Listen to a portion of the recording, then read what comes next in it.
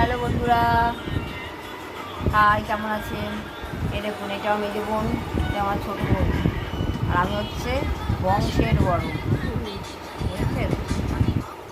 এই এই আজকে তিনজনে এক জায়গায় হয়েছি, শুয়েছি একসাথে এক বিছানায়। এরম শুতাম যখন আমরা ছোট ছিলাম, একদম আমাদের মাটির ঘর ছিল। তখন আমার মা কী করতো, বিছানা চৌকির নিচে বিছানা করে গরমকালে, আর ওখানে আমাদের তিন বোনকে ঘুম পাড়িয়ে দিত। আমরা ওখানে তিন বোন শুতাম। এখন বড় হয়ে গেছি, অনেকটাই বড় হয়ে গেছি, সংসার হয়ে গেছে, সময় আর হয় না কারো একসাথে হওয়ার।